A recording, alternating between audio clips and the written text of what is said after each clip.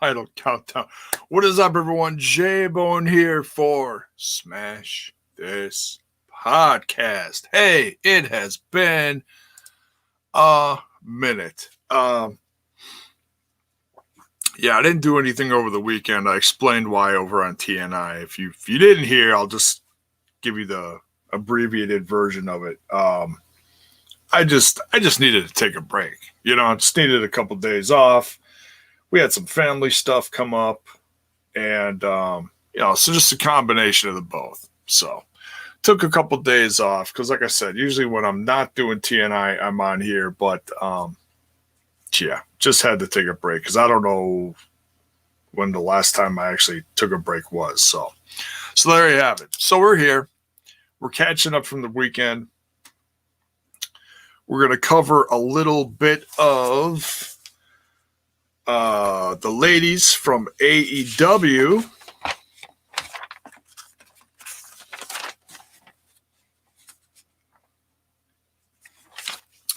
I got some notes from Raw. I'll go over a couple things. I'm not going to review all of it. What else? Oh, yes. Kamala. And then there's also a very interesting article that I found earlier today. I just want to make sure. Oh my God, that was crazy. That end of Raw, Jiminy Christmas. All right. Where the hell did it go? I just saw it. I gotta scroll down. There it is. There it is. Let's cover this first, just because this was so unique. And then we'll get into some other stuff. So this is from WrestleZone, courtesy of WrestleZone. The article here says, new trailer for You Cannot Kill David Arquette reveals August release date.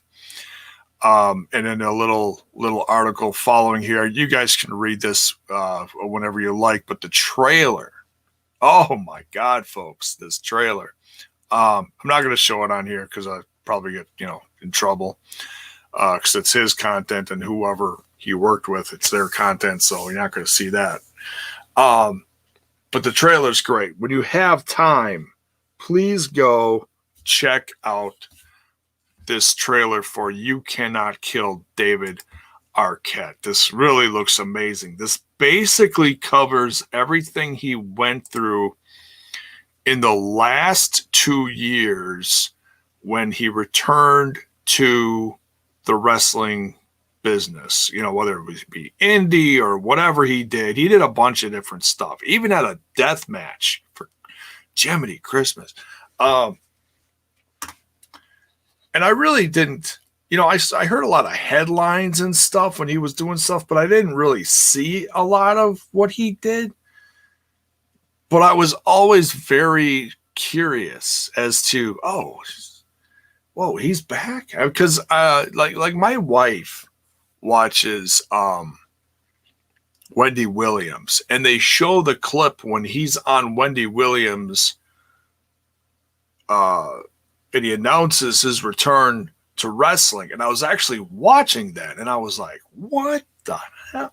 So yeah, that was one thing I recognized from there that I remember that blew me away. So yeah, by all means, go check that out. I know I'm going to.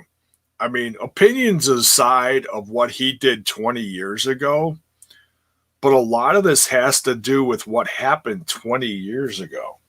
So it's kind of interesting, how he talks about how so much hate. I mean, think about it. Is it really his fault? No. It's whoever booked him for that, You know what I'm saying? There's people above. That's like, and we've had this conversation before. And as soon as I remind you that we've had this conversation before, you're going to go, oh, shit, yeah, we have had this conversation before. People got so mad at Russo for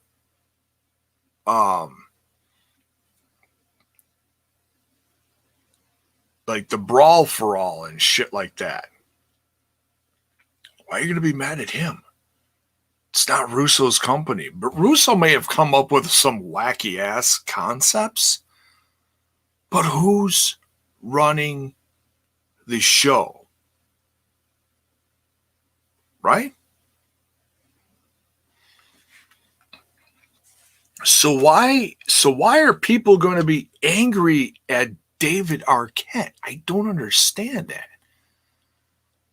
You can think of whatever you want about what he did or what they had him do, but don't hate on him. Jeez Louise.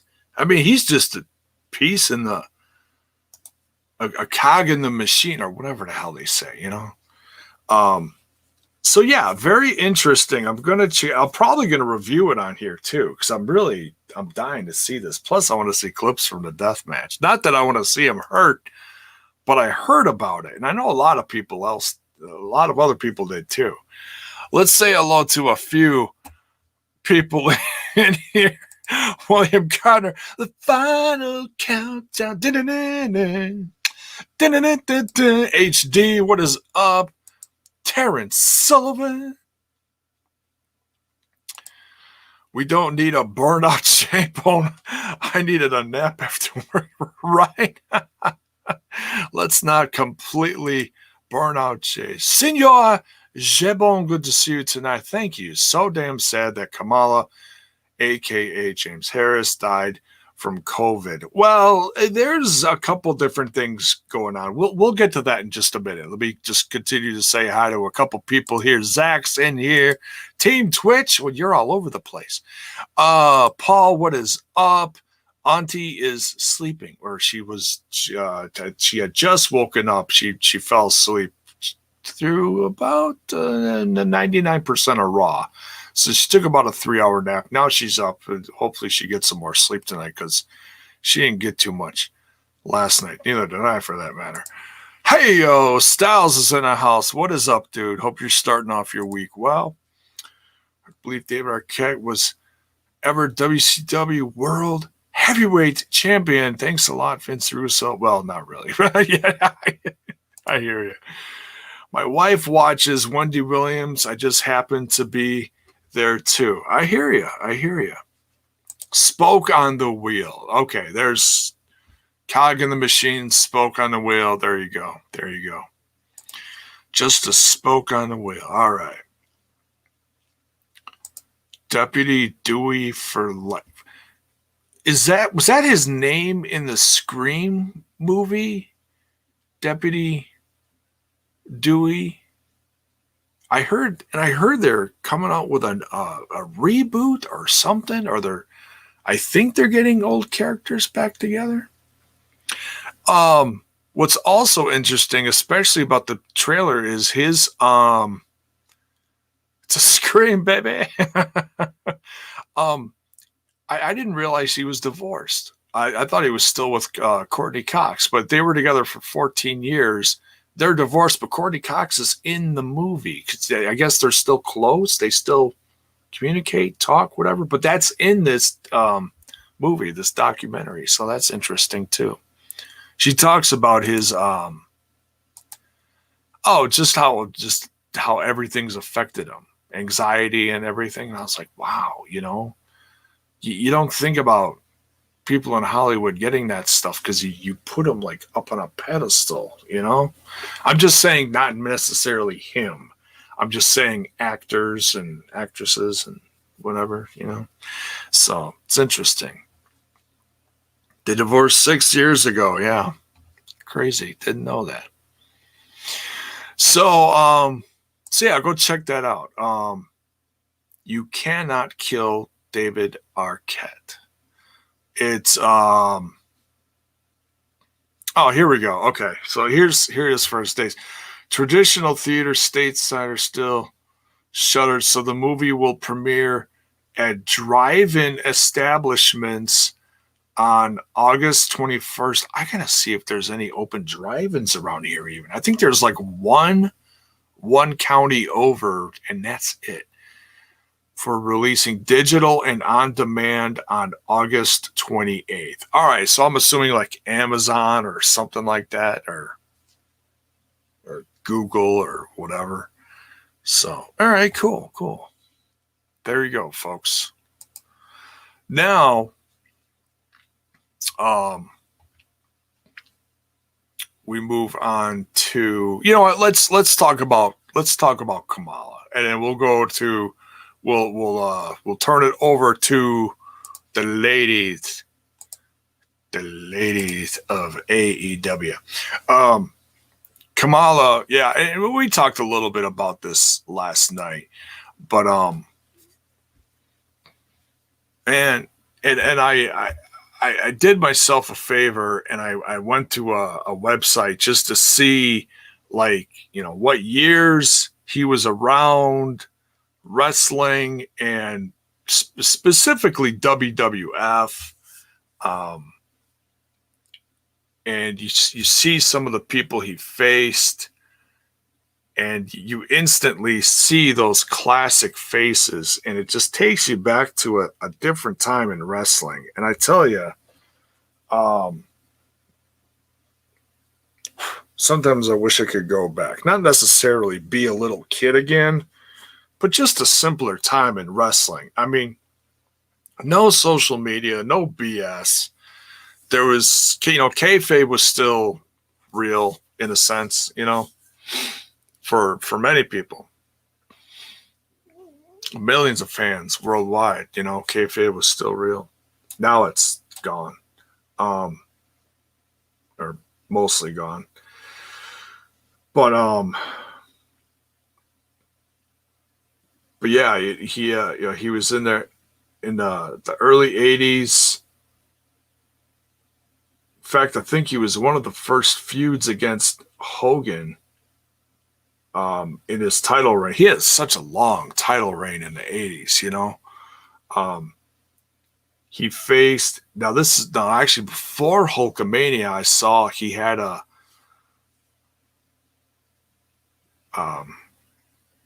feud with Andre the Giant, and I happened to see a clip yesterday when I was just, you know, going through stuff and whatever. Was he ever in TNA? He did make an appearance. He didn't wrestle. He showed up at someone's wedding. We were talking about it yesterday. I know I saw a clip of it. Was it Jay Lethal's wedding? It was someone's wedding in TNA back like, what, 10 years ago or whatever it was. Oh, yeah, Lethal and SoCal Val. Yeah, he showed up with a bunch of people, and it was like one of the guys standing up. The groomsmen, I guess, you know. So it was weird. But yeah, I saw a clip. He actually body slammed, like, okay, one of the most famous slams in history is Andre the Giant getting slammed by Hogan. But a few years prior to that, in 84, see, that happened in 87, in 84, in their feud, I saw this clip.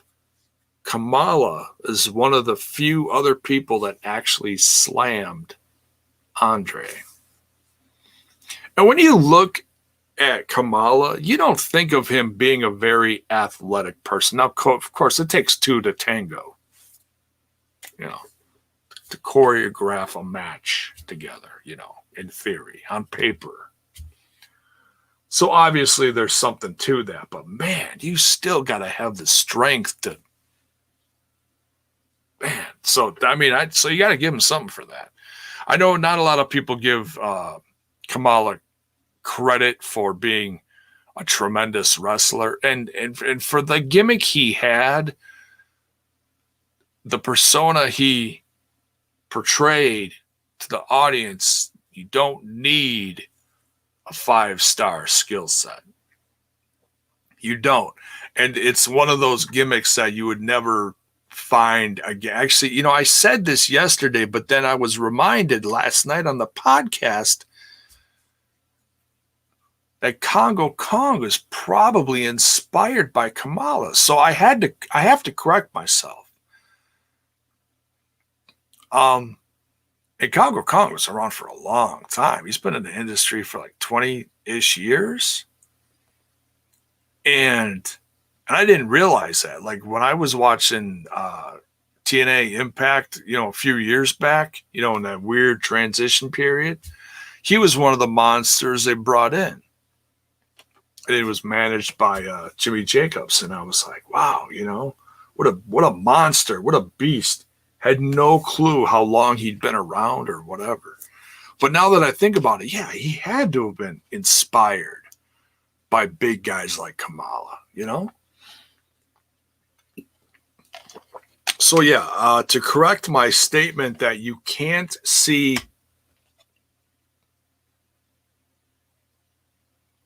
characters similar to that anymore, I guess I was wrong, because you've got guys like Congo Kong still out there. Now, granted, there's something happened to him, and I don't want to get into details. Something happened. Someone started talking about him. So I don't know if he's still, if he's shied away from wrestling now, if he still wants to get booked. I don't know. But I don't want to get into that. But that's besides the point. But anyways, and then I was on WWE.com looking at pictures, looking at clips, reminding myself some of the crazy stuff he did. And one of the best reactions is he comes out and he's with, I can't think of his manager's name, the dorky guy with the glasses and the derby or whatever. Harvey Winkleman or something like that. Ironically, it's Congo Kong's birthday today. Oh, well, happy birthday, Congo Kong. All right. I'm sorry I didn't bake you a cake. What was I going to say? He was getting interviewed, and he was on the pedestal, whatever, the little mini stage they used to do interviews in the crowd with Mean Gene. And they yell at him, and they got Mean Gene Okerlund down on his hands and knees. They got him scared, and Kamala was just towering over him with the spear and the whatever, and the whatever he had to shake at him or point at him or whatever.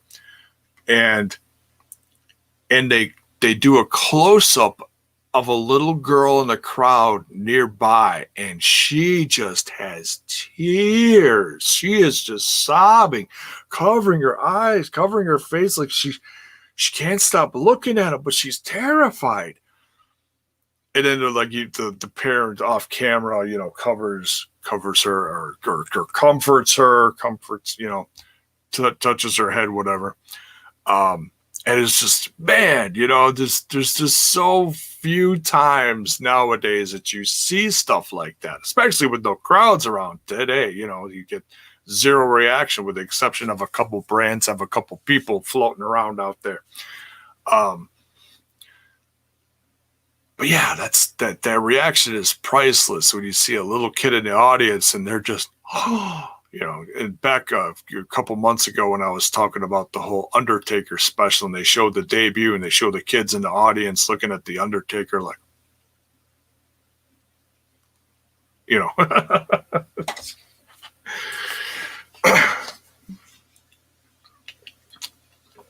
crazy. Such a funny clip. And this had to have been later, because he was Slick. Remember Slick, the manager? Slick? He went through a couple different phases. Now, when he came back after his mid-'80s thing, and he was actually managing Kamala, they called him Reverend Slick this time. So he wasn't like a pimp or whatever this time. He was a reverend. So whatever. But he was managing Kamala and he was trying to teach him how to bowl. Oh my God. If you go to WWE.com and just scroll down the highlights from Kamala when you looking at stuff, when you go to his page, what a riot. It's like a little 5-minute thing. Go watch it. It's Slick as a manager was priceless. And then Kamala's the background. He's in the background just going, just making these obnoxious ass noises in response to like what's happening around him. And then he's holding the bowling ball and he's like, oh, oh man. It brought back a lot of memories. And I could have sworn I saw him live as a kid, but whatever I looked up on the website is back at Wisconsin State Fair. It was just a house show. It wasn't like a TV, TV promoted show or nothing. Just a house show. Hogan faced someone like out of the blue. It was like, wasn't even anybody on TV at the time, hardly. It was Sika. And I don't remember that. I remember him being there, but I also remember Hillbilly Jim, a bunch of someone always gives me shit about this, but they're midgets, all right? They're just, it's what I've always called them midgets. It's no disrespect. They were the midget wrestlers. That's what they are, okay? And then I could have sworn Kamala was there too, but I don't even remember. Like on the list of matches, Hillbilly Jim, it wasn't even there, like listed in a match, but he was there as a worker. So I don't remember who he faced. It had to have been a continuation or something from WrestleMania. Who did he face at WrestleMania with all the midgets? I can't remember. I know there was like Little Beaver or something like that. I don't know. What's up, Mr. Fretz? How you doing?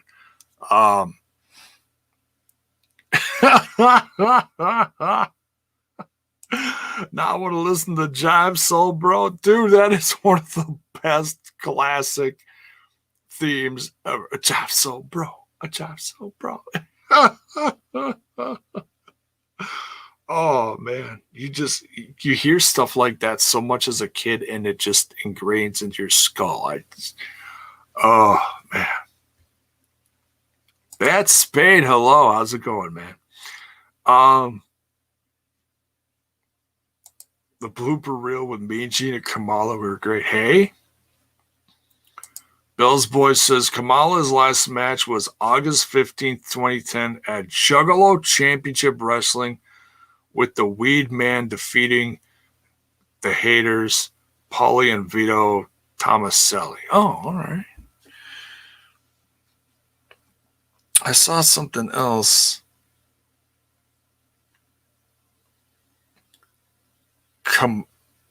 Kamala and William Regal?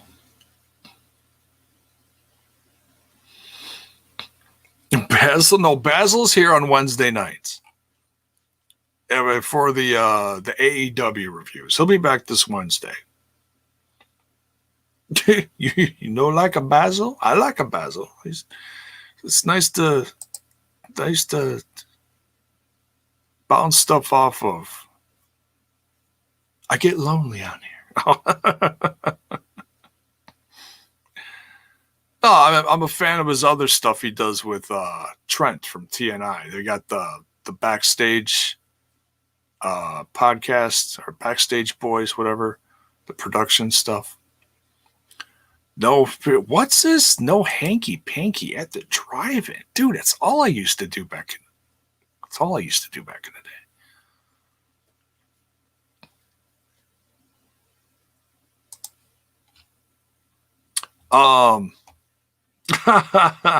Chav Soul Pro was my jam. Oh man.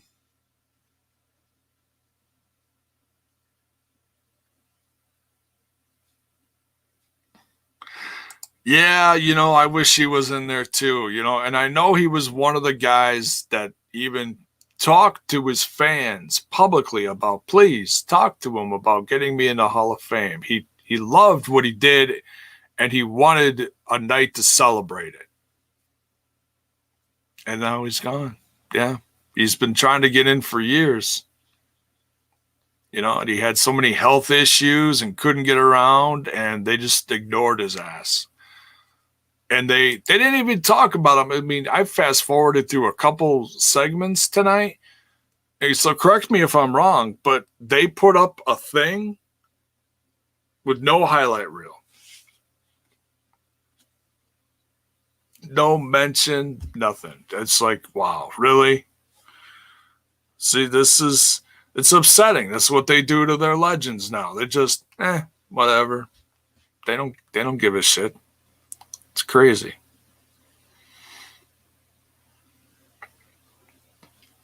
Oh, Regal finding Kamala in his office. When was that? I vaguely remember that. Was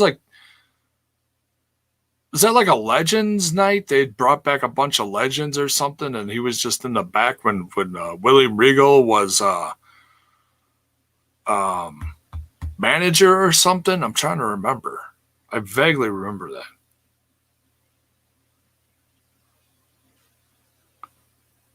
He's in the Hall of Fame of the fans. Screw the corporate Hall of Fame. Means nothing. Yeah, there's no structure anyways, right?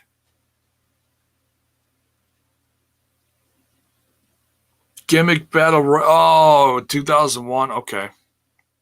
Yeah, I vaguely remember that. Bunch of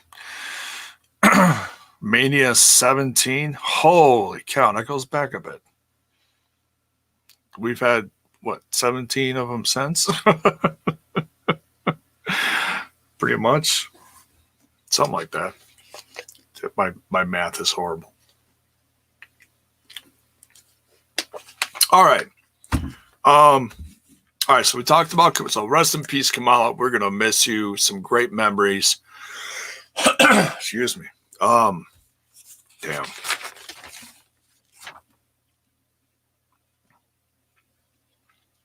All right, so let's turn it over to the ladies, if you will. We had night number 2. Shit, this isn't my notes.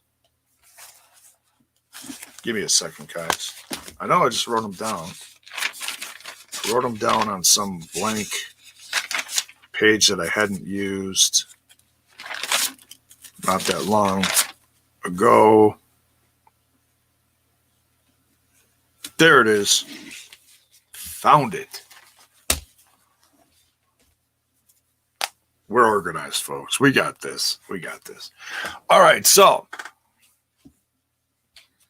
AEW Women's Tag Team Cup Tournament. The Deadly Draw Night 2 for August 10th. It was on YouTube. It was a little over a half hour long. I still would have loved to seen this on TV, but what are you going to do, At least they're making it its own unique thing. I'll give them that, They got the ladies. They're not mixing it in with a bunch of other stuff. So I'll give them that.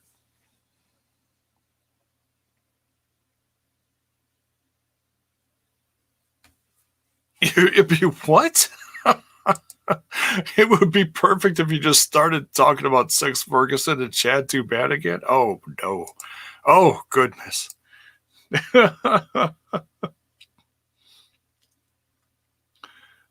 All they had was a picture of him at the start of the night. Yeah, man, it's sad. Sad. All right, so it is commentary by Tony Schiavone and Veda Scott again. Shaul Guerrero on ring announcing, which is nice. I like that. I hope they bring her around more often. If nothing against Justin, was his name Justin Roberts? Nothing against him. He still got it. He's still knocks it out of the park as far as his stuff. Old notes. Yeah, you're funny, dude. I get the joke. I'm sorry that went over my head. I apologize.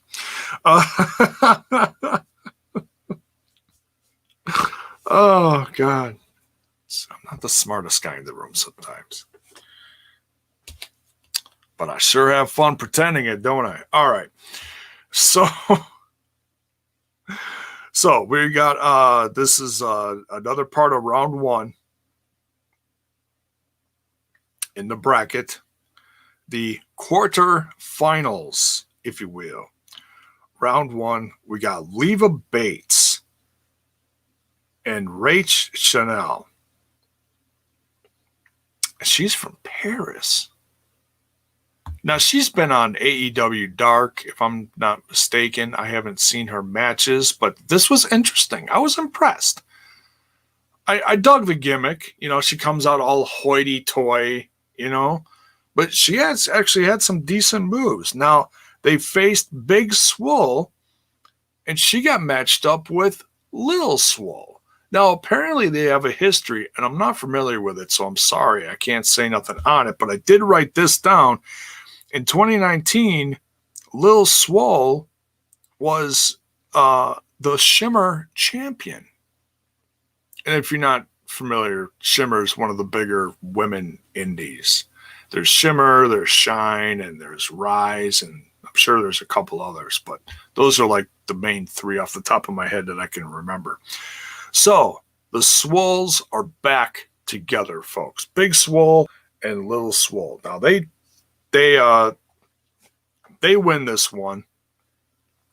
Decent match. I was really impressed with how Lil Swole and Big Swole worked together. They really seemed like they knew each other, had some chemistry.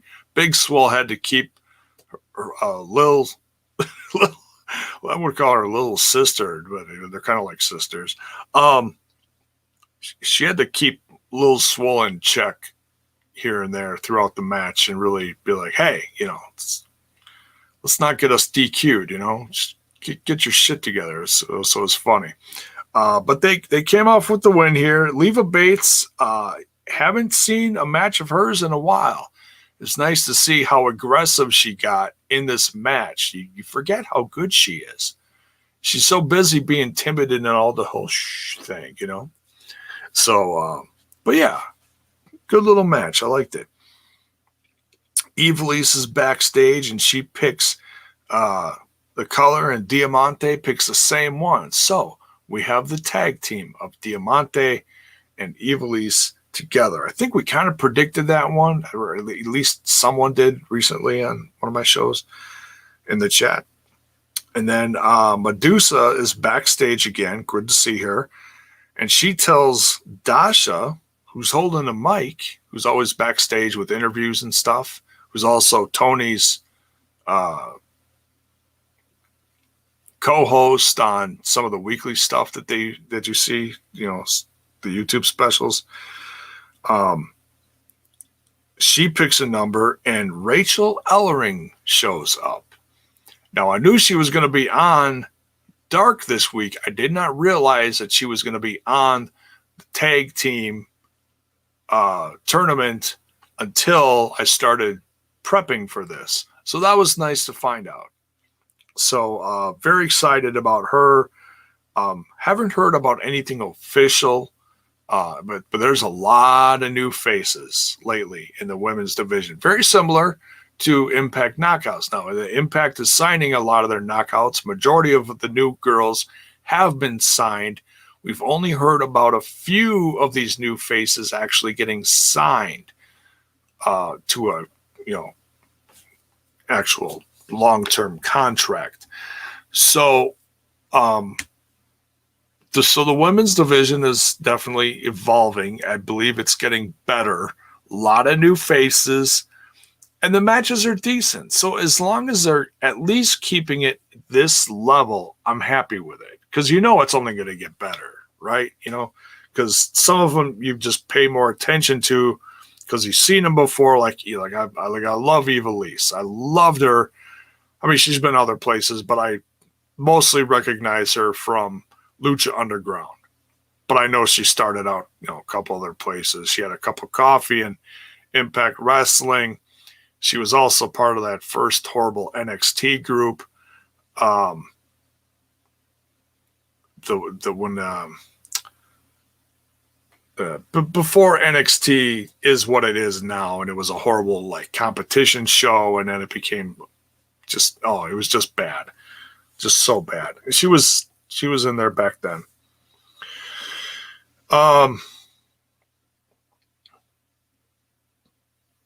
So we got Dasha and Rachel Ellering versus Diamante and Ivelisse. Now, I did not know that Dasha was actually training and that she was sidelined with an injury, they said, for like a year.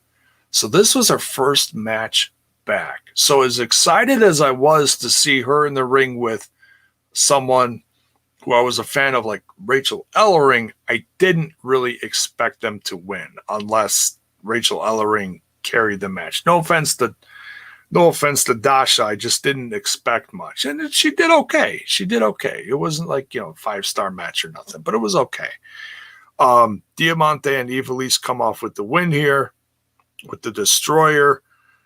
And so that's the two matches that fill up the rest of the quarterfinals for round 1. Now, by the way, I really like Diamante and Ivelisse. They seemed like they had a decent chemistry together. They worked well.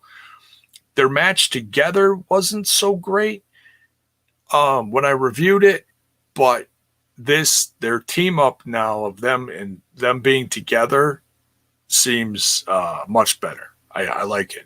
Seems like they really mesh. So now next week, or whenever they're going to do it, I'm assuming they're going to keep this pattern, Mondays or whatever. You're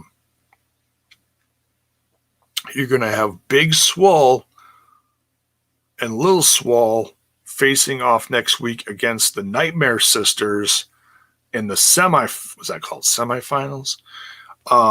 And also you're going to have Diamante and Ivelisse, because they won this week, against Tay Conte and Anna Jay. So very excited to see those. I'll be covering that.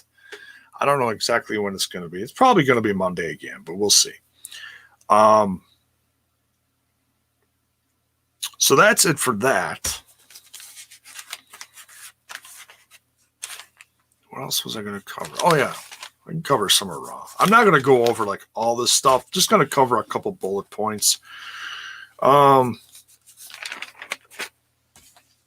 Find my damn notes again. I got to start another notebook. This sucker's almost full. Is this it? It is. Okay, so a couple of points I want to just go over from Raw that really stuck out to me because I'll be honest, I was struggling to stay awake too. Long day. I didn't get much sleep last night. It's just, it's just hard to stay awake when all you're trying to stay awake for is these, stupid little 2-minute matches. Not that they were all 2-minute matches, but, let's be real. It's all these little mini segments. It's like, are they worth anything? It's hard to make them feel like they're worth anything. But there was a couple here that really stuck out. Really stood out, excuse me. This first segment with Seth Rollins and Dominic. I actually really enjoyed this. It was very emotional. This was a contract signing, and it was also the contract signing for Dominic to become a WWE superstar. I didn't know what they were really going to do with this. How they were going to, they announced the match, so I got that.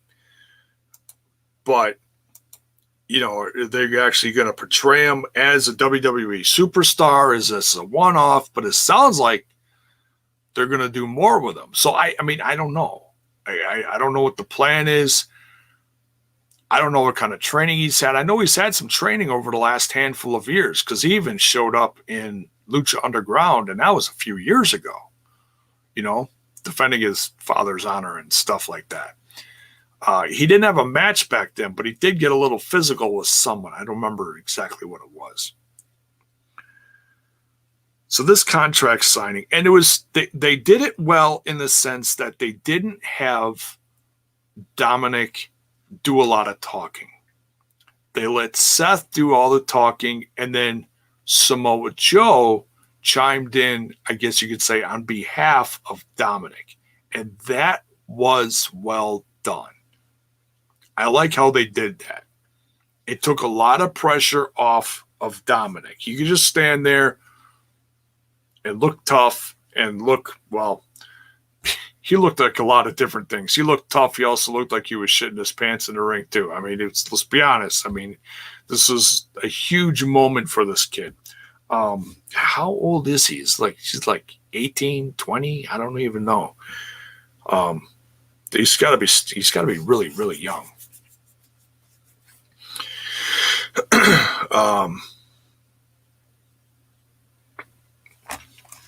Critical Sting, what is up, dude? Just backtracking here for a second. The real question is, do they actually sign any of the talent they're bringing in for the Tag Cup? I think they are. That women's, like I said, that women's division is evolving. It's very different from what it was a year ago because you had so much international talent that they were featuring. None of that international talent is around now. I shouldn't say none of it. A very small percentage of it. Okay. Primarily the ones from Japan. So you take a good chunk of your roster out because of that. B. Priestley and all the Japanese women and all that stuff from Stardom, none of them are around. And it's because of everything that's going on worldwide, the pandemic, of course. So now you have to substitute with whoever you can get, whether it be local talent that's really good or other indie talent that's willing to travel in these times. So, Zach says he's 23. Paul says he's 19. All right. Well, which one is it? Someone open up his Wikipedia and let me know. But yeah, we'll see.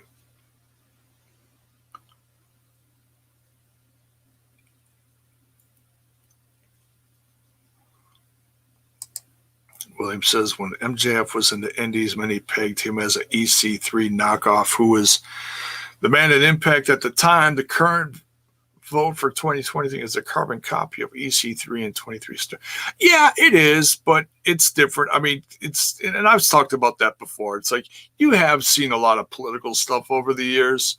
Some stuff done better than others. But yeah, I hear what you're saying. I know a lot of people are saying it's a ripoff, but I mean, it's honestly, I'm not going to, like, MJF is just good, okay? So I'm not going to fault him for making something similar to something from like 5 years ago.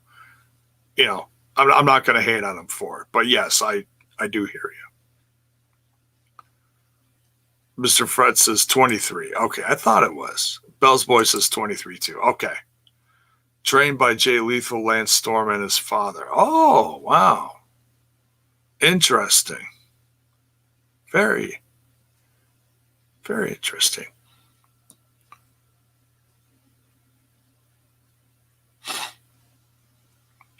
So, it was a very powerful way to open up. Yeah, it was, because that beatdown, I mean, the promo stuff, like I said, it was good. They kept it off of Dominic, which was proper, and Joe's just damn good. It was good that he moderated this and he was able to go back and forth with Seth.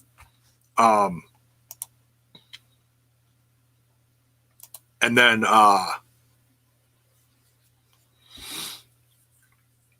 but then when it got physical and they tied him up in the ropes and they beat him with his own kendo stick, and then Murphy was when Seth was beating him, and then Murphy was beating him, and they both were, crack, crack, crack, crack, crack. One was behind him, one was in front of him, behind, in front, behind, in front. And they just kept going back and forth, and he was just screaming. And then he was just laying there motionless. And they zoomed in on him. Oh, my God. That's called paying your dues. May sound shitty, but that's paying your dues. Damn. I don't do well with pain. There's no way I'd have passed out. I would have passed the hell out totally. So great way to start it, and then it got kind of. I'm going to use one of Trent's words, wonky. I know someone always in the chat goes, wonky. There were highs and lows. Some of it I just kind of, whatever. Because it's been so wild. Let's see here. Let me go through my stuff here. Went to the Retribution footage from Raw and SmackDown of last week. Andrade versus Dawkins was okay. And it went into Zelina Vega versus Bianca Belair, and I started dozing off around there. No offense to the women. It's just, I was awake for some of it, and I wasn't. Okay? So it's nothing. Don't take it as, you took a nap during a woman. No. Benjamin versus Cruz. Like a lot of these I just wrote down results for just for the sake of, being consistent. But I really didn't pay attention to that one either. So there you go. Retribution throws a cinder block through the front door. And they know how to scream one word. Yeah. Yeah. Bunch of guys just screaming, yeah. Guys and girls, whatever. Different crew of people than it was on SmackDown, I think. I saw one guy on excuse me, on social media said, hey, that guy's taller.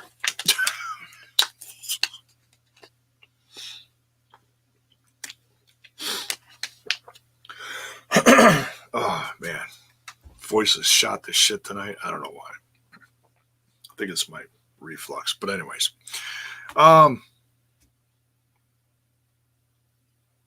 Oh, and then they flipped the car and the lights went out later. That was it. I actually enjoy this is hard to say. Okay. This is difficult. I actually enjoyed Raw Underground more than the Retribution segments, which probably shouldn't be a surprise.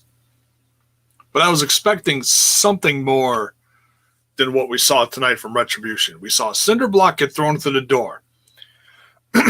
Here's the dumb part of that segment. Someone else throwing a cinder block threw it through the same door and missed the glass. Like the door's already broken. Why did you throw the cinder block through the broken door? Why didn't you throw it to the pane of glass next to it? Oh, concept. That's like, I'm going to take this cinder block and I'm going to run up to this car and I'm going to throw it over the car.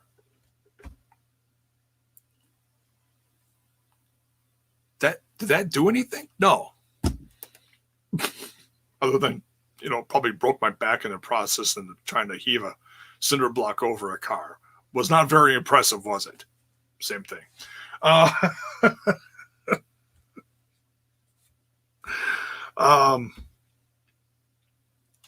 yeah, the Retribution stuff just failed tonight. Complete fail. Worse than last week. They should just stop it right now and just continue with whatever they're booking for SummerSlam. Because whatever this is, it's going downhill fast. It really is. I love the fact that people are absolutely sold on the one guy who chased Corey Graves last week during SmackDown sounded exactly like CM Punk.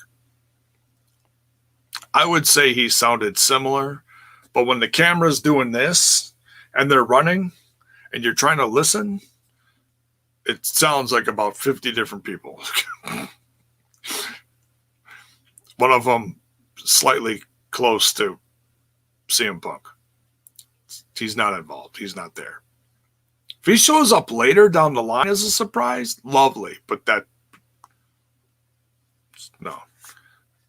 If anybody thinks it is, I'm not buying it.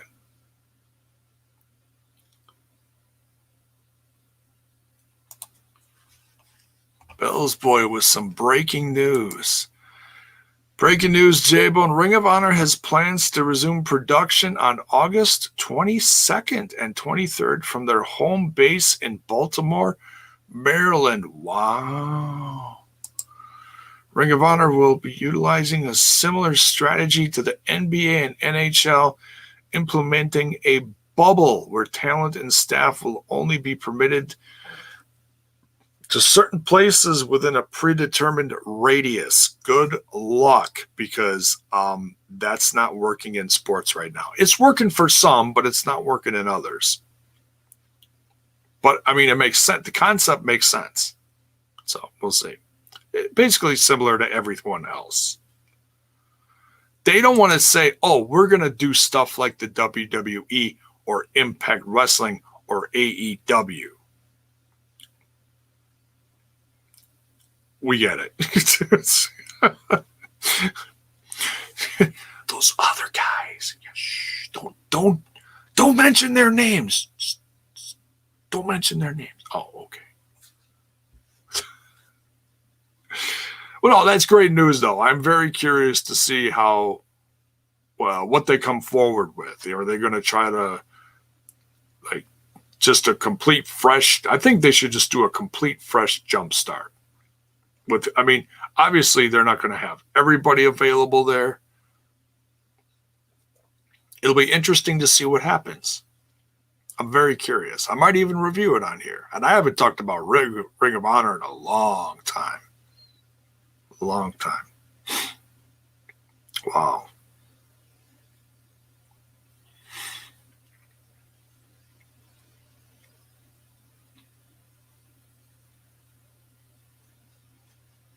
Fretz loves Raw Underground. Well, you know what? Let's talk about that.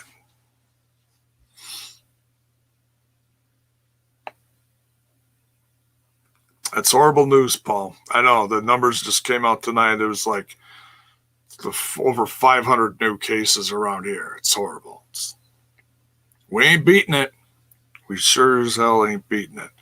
It's hard to even believe the numbers they put out there, because they try to pad them with, certain deaths and stuff. Say, oh, well, this death was COVID. It wasn't COVID.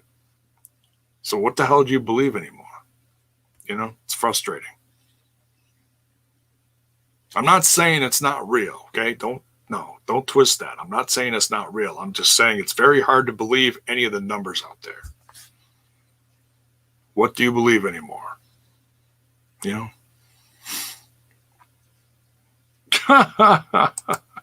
Dancing girls sold the bone. You know what?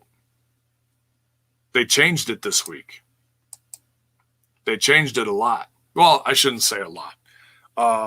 New faces. We got some new faces. Let's talk about that. We got the flashback. Blah, blah, blah, blah, blah.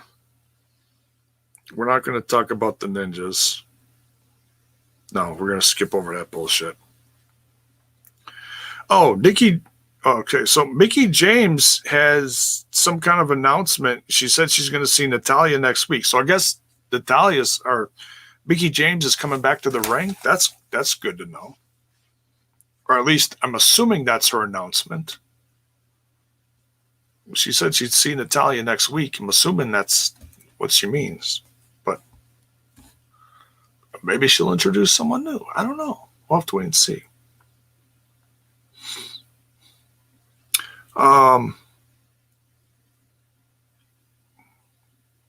Peyton Royce beat Liv Morgan.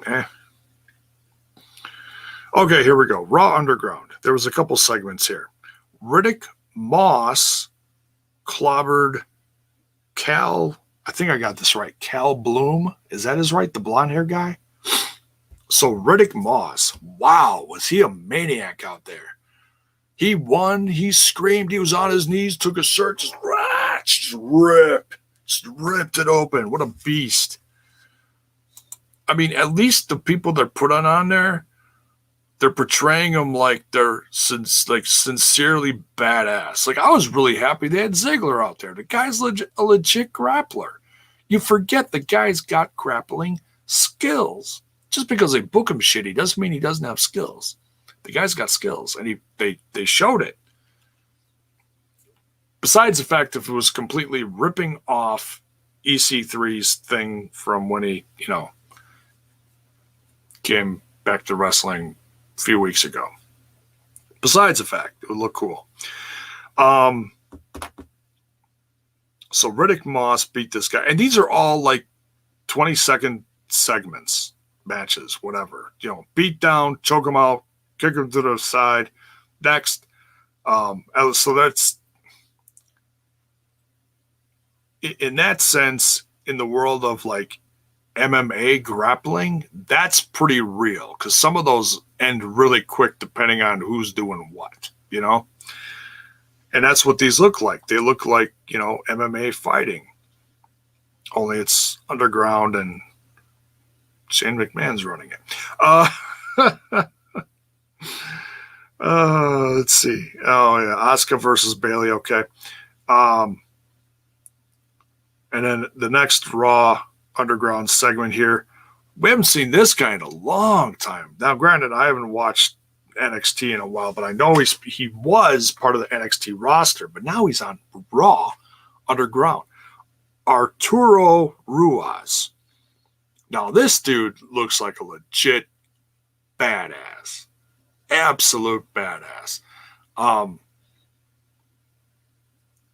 He reminded me of, I got the figure over here. No, not him. Okay. He reminded me of, yes, I have a Lars Sullivan figure. Don't laugh too hard. I bought it before all the controversy. I just hadn't put it up yet because I got a bunch of stuff I want to rearrange in this office. It's getting out of control. He reminded me of like a smaller Lars Sullivan. But damn, this Arturo is badass. They didn't even give the name of the guy he destroyed. Just beat this kid mercilessly. They said he's a 17-time champ in Brazil, wrestling champ in Brazil. So I don't know if that means like in professional wrestling, some other kind of MMA in Brazil. I don't know. Because, there's real wrestling and then there's what we watch on TV. So I don't know. I have to go look it up, but that's impressive either way. They then show Dabba-Kato destroy someone. So he's back from last week. That dude, that 7-foot dude, just a badass. Then all of a sudden, so right after he destroys whoever he destroyed, Shayna Baszler gets in the ring and she takes out like 3 women. I was just like, wow. She really fits in this atmosphere. She does. I don't know. She just does. So as far as these segments, and I don't know where this is going, if this is going to lead to something else, maybe, I was just thinking about something. This just popped in my head. Do you think the stuff from Raw Underground, like those people are supposed to be the people that take over, are actually the people for Retribution? That would almost make sense. Like, introduce all these people. They're totally tough, badass, whatever.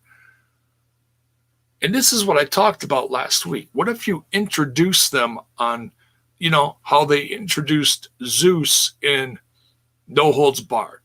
And then they brought him to the wrestling world from the underground. Maybe that's what they're doing. I'm not sure. That would make sense to me. Because if you're just going to keep these Raw Underground segments, where do you go with that?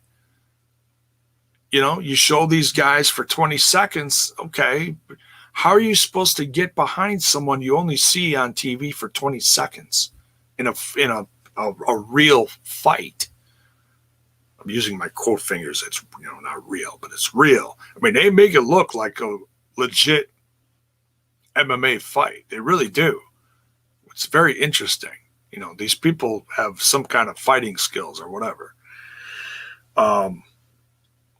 So that's how I would do it. I would do like a couple more weeks of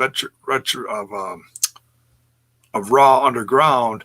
Then all of a sudden, when they unmask the people from Retribution, say they do something at SummerSlam. That's where I'm assuming all this is leading to. The SummerSlam gimmick. The show, the pay-per-view, you know, summer's the biggest show of the summer, whatever. No, that already happened. Thank you very much. Nice try. But that's what I would do. Let me know if that makes sense to you. That's how I would do it. Like you just keep Raw Underground long enough to introduce this new crew, but you don't realize this is new crew until they unmask at SummerSlam. I don't know. Let me know what you think.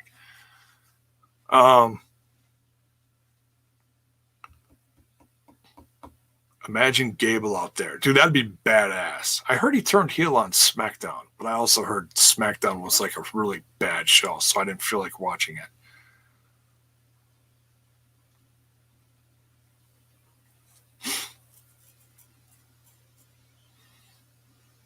Oh, I'm sorry to hear that, Paul. That's rough. Those long-distance relationships are rough, man. Had one of them once. Yep.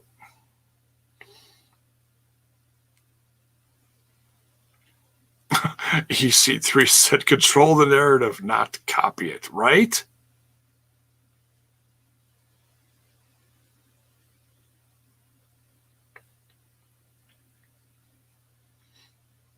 Shayna Baszler looked comfortable on Raw Underground. She did. She walked in. She looked like she's like, all right, I'm going to own this place too. They did not bring back MVP's, whatever his group is called. I forget already. I'm sorry. Bell's Boy, you agree with me. All right. All right.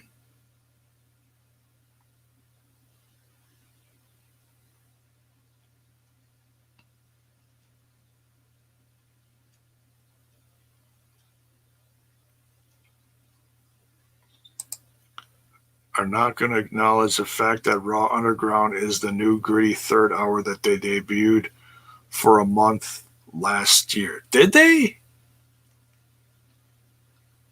I don't even know.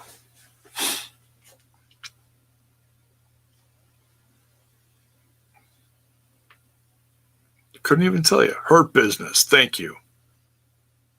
Hurt Business. Yeah, I didn't know they did that. Must have been when I wasn't watching.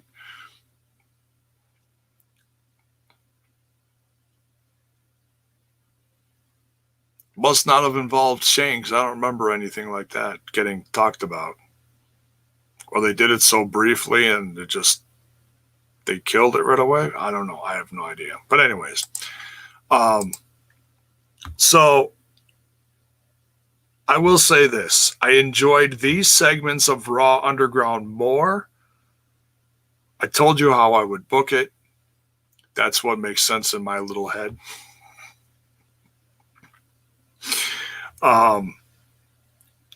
But then, yeah, where do you go from this? Because if you're just going to keep these little segments, I don't know. It seems pointless to me unless there's an end goal. You know, it's got to be some kind of end goal with storylines, not just run shit forever till the wheels fall off. Oh, wait, they do that a lot anyways.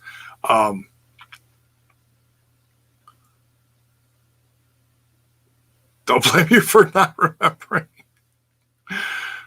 Hashtag Booker Bone. Booker Bone. That's funny.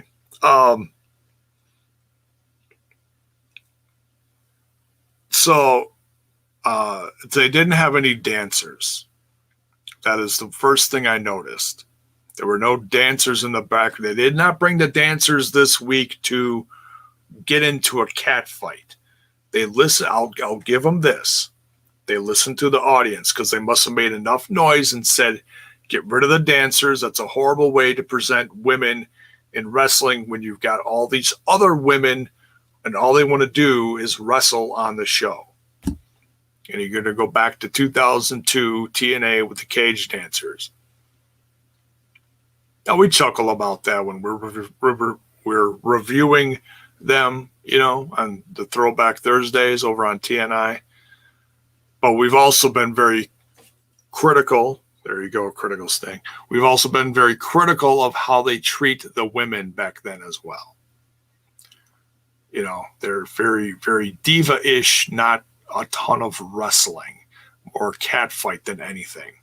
So I will give them that. They listened to the fans. They got rid of the dancers. That was horrible.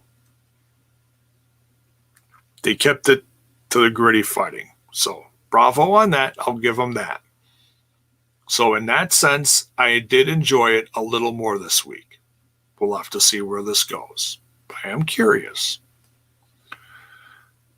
Because they need to make some new monsters. They need to make some new stars. And if you take a handful of these guys and put them together as the new monsters, some new breed of fighter led by, I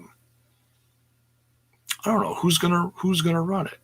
I don't think you'd have Babatunde run it. Does Shane bring in these guys and they tear up the place? That'd be interesting.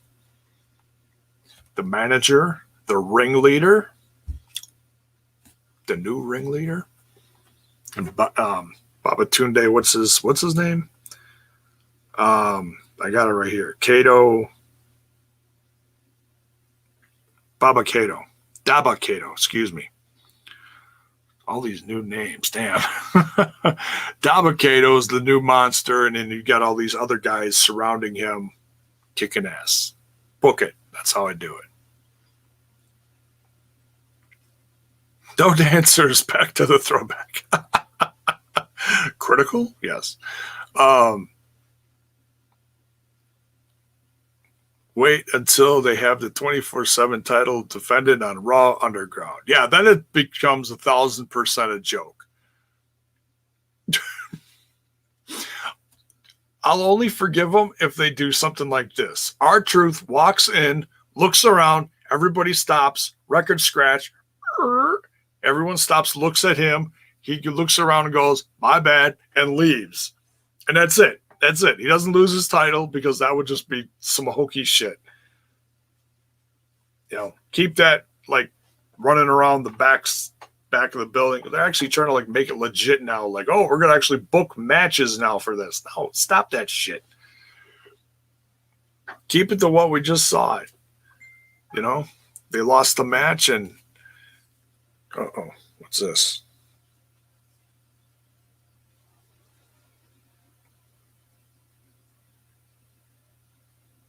Okay.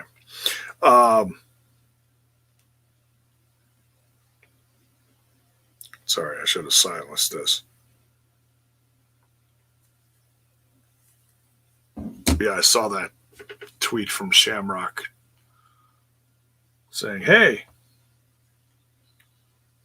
do you want to book something with this Raw Underground stuff and make it believable, or Retribution or whatever he was talking about? They got my number. That's interesting because I don't think he's with. I think he's done with. He might be done with Impact. I'm not sure because he kind of like walked off a couple shows ago, didn't he? I don't want to get too far off topic, but yeah, that's interesting. But people do that all the time. They'll rib another show or another brand because they did something on it. They all do it to each other. It's funny. So Daba Kato, Shayna Baszler, interesting stuff. Retribution flips over a car. dumbest part of it, they're all just, yeah. And then they had to help one of the short ones get off the top of the car. They just look dumb. Just, yeah, we're badasses. Could you give me a hand? Jump down, tough guy or tough girl or whatever. Ridiculous. Absolutely ridiculous. Pointless. The Orton Owens match, I pretty much ignored. Saw the ending. Orton wins. And then he has a conversation with Flair, calls him a liability. This gets very, very emotional. Great promo. For whoever keeps saying that Orton can't cut a promo, he just cut one of the best promos I've ever seen him cut. That was crazy good. Emotional. You saw, it's like, it's as much as I've shit on WWE about bringing back Flair, well, they listened to JAYBONE. Kidding. Not little old me. But I've been saying, why keep bringing back Flair? Why risk it? He's in his 70s, for crying out loud. That was a great segment. Very emotional. I was sitting on the edge of my seat, wondering what was going to happen. I read a headline saying that this might happen. A little spoiler. So I was very curious to see if it was actually going to go through, what was going to happen. It did. He dropped Flair, low blow, and then punted him as the Retribution was playing with the lights out back, throwing more Molotov cocktails around and going, yeah. I don't know. Do you want to fight? Yeah. And then McIntyre comes out, you son of a bitch. Can't do it in the Scottish accent. But anyways, so no more Flair. He's going home. He's going to go take care of his wife who has COVID or had COVID. I don't know. I haven't heard any updates. Hope she's okay. So yeah, there was a couple highlights, but the majority of it, I just kind of mentally tuned out for it because I was exhausted, dozed off a couple times. I still can't believe they're having Dominic debut at SummerSlam.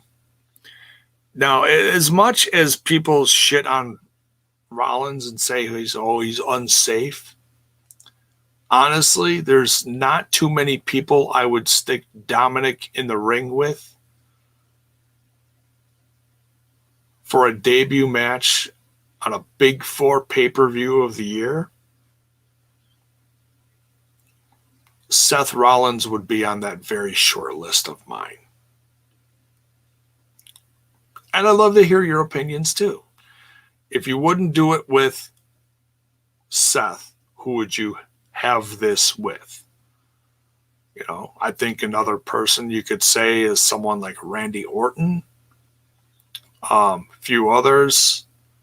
Owens, I think, given Owens as a heel as opposed to a babyface right now. So there's a handful of people,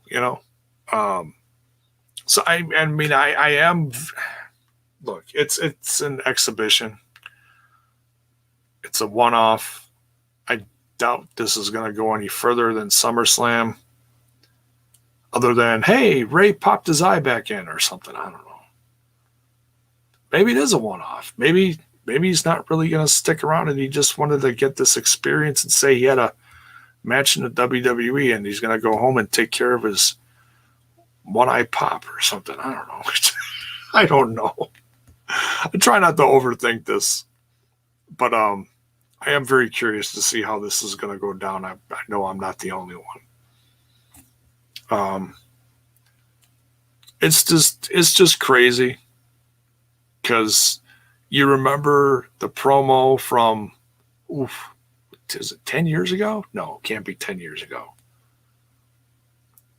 It's like 2012. I'm going to say 2012 leading into 2013. That's a guess on the time frame. Where Punk was a heel, he had the Straight Edge Society, and he was singing Happy Birthday to, it was singing Happy Birthday to Dominic, or was it Ray's daughter? One of the two. And Dominic was about this big. Damn. I feel old now, right? Dominic is like 2 feet taller than his pops.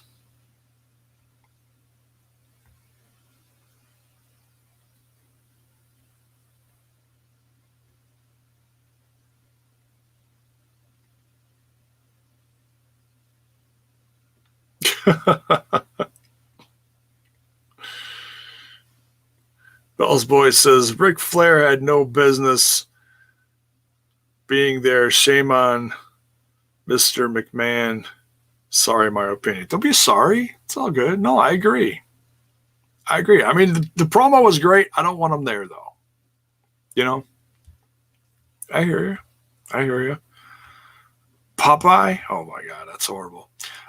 So, yeah, that was Raw. And then we covered the AEW, Rest in Peace, Kamala, and then the trailer for You Can't Kill David Arquette. That looks amazing. So that's going to come out in a few short weeks. Can't wait for that. I'll be absolutely watching that and reviewing that.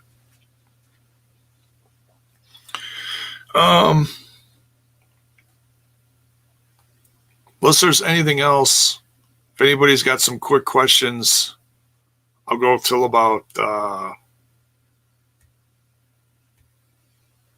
an hour 30. So if anybody's got anything quick,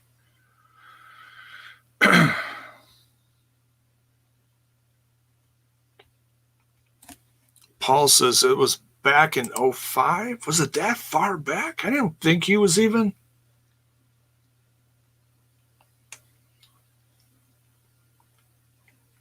Couldn't have been that far. I thought that was when he debuted.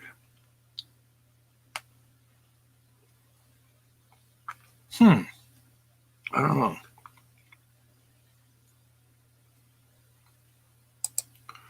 So Jeff Cobb has signed with an unnamed promotion. I wonder where.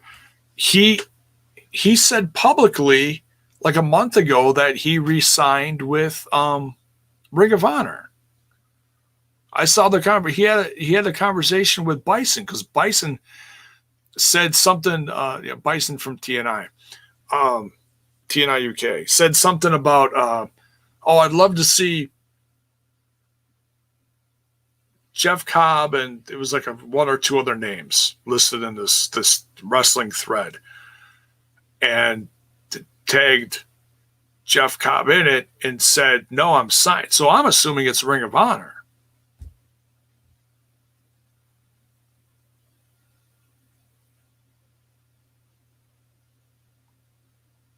I might be wrong, Uncle. Yeah, I think it was a few years later. Dominic was 8 and 5. Yeah, he was a little older. It's okay. It's a while back. It's all good. Is that some like recent headline from tonight? Hang on. Where's my trusty? Excuse me, my trusty WrestleZone. All right, there's all the Raw stuff. Raw.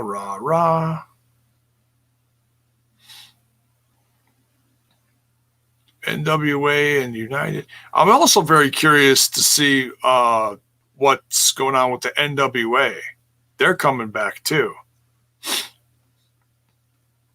And it's like enough time has passed that I'm legit curious to see same location, different. What are they doing? I got to read this. I got to read up on this article a little more, see what's going on. MLW's in the process of bringing stuff back. They're going to do a reset. Piece of sad news I saw also on these headlines, Darby Allin and Priscilla Kelly are getting divorced. And they issued a statement together. So that's kind of sad. Zach says, Ring of Honor, New Japan. It might be. I don't know.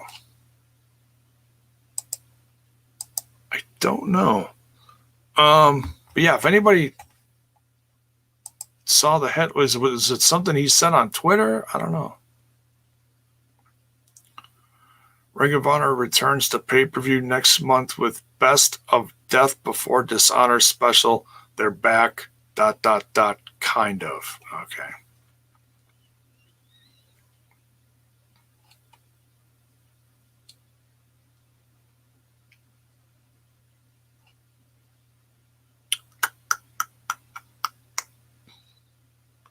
Did you see? Hang on. Do you see Impact hopefully improving their merch game anytime soon? Yeah, I mean, they just redid their whole shop within the last year. They got rid of all the old stuff from Aries and Bobby Roode and James Storm. All that stuff that was just sitting on their website for years. They got rid of all that. And they focused on stuff within the last few years with some fresh designs. They may not have been the greatest, but it was all the stuff that's on clearance now. So it's all the stuff from like the last 2 years. LAX, Cage, what's the others on there? Drake, you know. So yeah, I mean, they have gotten better. They have the thing with Pro Wrestling Tees. That merch is tremendous. But I think the I think the merch is slowly getting better on Impact Wrestling, you know? Like the ones that we were showing off last night from Tasha Steelz and who was that? Kiera Hogan, the new Taya shirt. That's looks great. It's simple. It pops off the white shirt. That's good stuff. I like that. So I mean, I think it's been slowly improving over the last few years. You know, is it perfect? No. Their Pro Wrestling Tee stuff is mint. I love it. Even if you don't like whoever shirt it is, man, the shirts look good.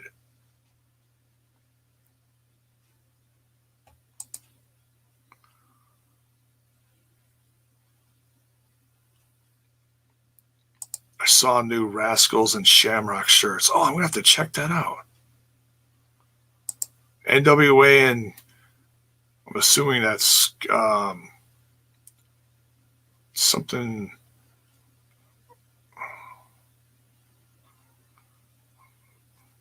Oh, that's the Hollywood, whatever it's called. Working together in LA starting September. Okay, so they're moving from Atlanta to California. I thought California was on some kind of special lockdown. I don't know. Oh, color options. Yeah, they got the color options on their shirts. That looks great. It really does.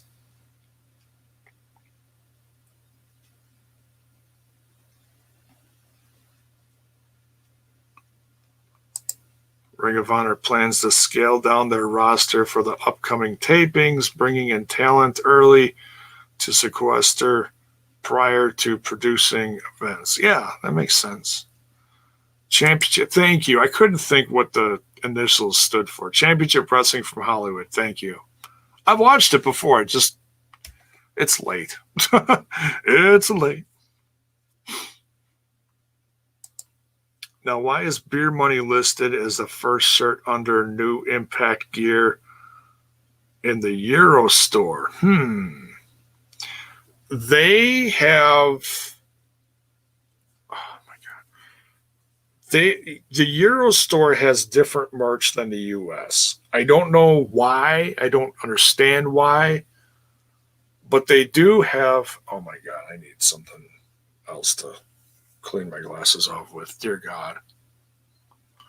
But yeah, their Euro store does have some different stuff. In fact, they had a couple of the newer designs first before they hit the US.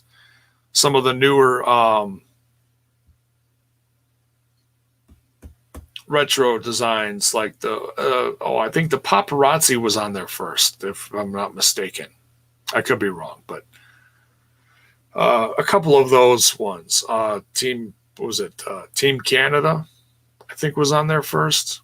So a couple of them. So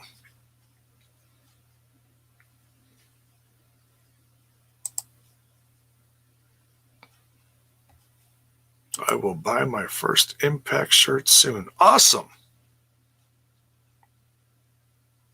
Get yourself some Smash This Podcast shirt too. I'm working with someone on some new designs. Keep an eye out for that. It's coming soon. Very excited. T&I is going to have some new stuff too. Super stoked for that. Best value was tote bag specials on Shop Impact. Yeah. If you don't mind some of the older designs. But yes, you're right. Get some cool DVDs. Can't go wrong with some of them. You know, or I should say most of them. JAYBONE, they will be studio stuff, so they'll be fine. Yeah. Are you talking about like the Ring of Honor or the NWA stuff? Yeah. Some rest, JAYBONE. You deserve it. Oh, by the way, I bought a TNI shirt during the sale. Thank you, Bell's Boy. Most appreciated. Tremendous. We sold a couple. For a few. I don't know. They got another one coming up in August, too, I think. Like the end of summer sale, whatever you call it.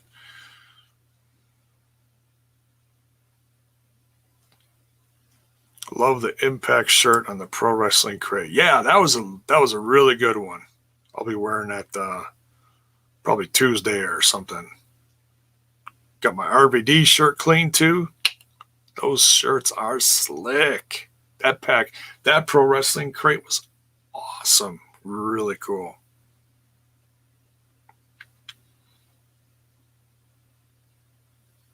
Peer money on their way back. If James Storm comes back, great. I have no idea what kind of contract Bobby Roode's under. If he gets let go, the news will come out. That'll be big news. But until we hear that, I have no clue. You know, maybe he wants to stay. I don't know. You know, we don't know. I have not heard anything about him resigning any big long term whatever. I know he was in quarantine for a while. But beyond that, that's all I know.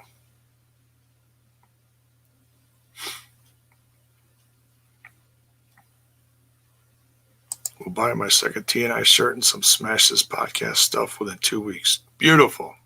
Thank you. Much appreciated, man. See you tomorrow at 4:30 p.m. 4:30 p.m. Oh, at 4:30 p.m. your time. Okay. Yeah, we'll be doing the watch along tomorrow and then the review right after. Can't wait for that. Can't wait for tomorrow and Wednesday. Yes, Tuesday and Wednesday are probably my most favorite days of the week. And this went pretty well, too. We're just coming up on an hour and a half right now. Great time to cut out of here. Thank you all for tuning in for this. Just catching up on some news and going over a few points of Raw. Not going over it bit by bit just because it's very hard to keep my attention for 3 friggin' hours, especially when the content is not very good. But it'll be interesting to hear other people's opinions tomorrow because as much as I don't care about their opinions, I'm always curious to see what they say as far as guys like Brian Alvarez and stuff like that. Do they love it? Do they hate it? What did they like? What do they hate? You know, I'm just curious. So, all right. So yes, by all means, go check out the merch page in the description of the video. All my socials are down there. JAYBONE5150 on the Twitter box is right here below my finger. Smash This Podcast is also on Instagram, Facebook, and the Twitter box. Give it a follow, give it a like, give it a whatever. And on your way out, don't forget to smash that like button, smash that sub button, and ring that bell for notifications so that you know when more of my content hits your screen. We're out of here, folks. We'll see you guys tomorrow night over on the other little podcast called TNI for the Impact Wrestling co-stream / watch along reaction, whatever, you know. And then the review with the crew right afterwards. So we'll see ya mañana. We're out of here.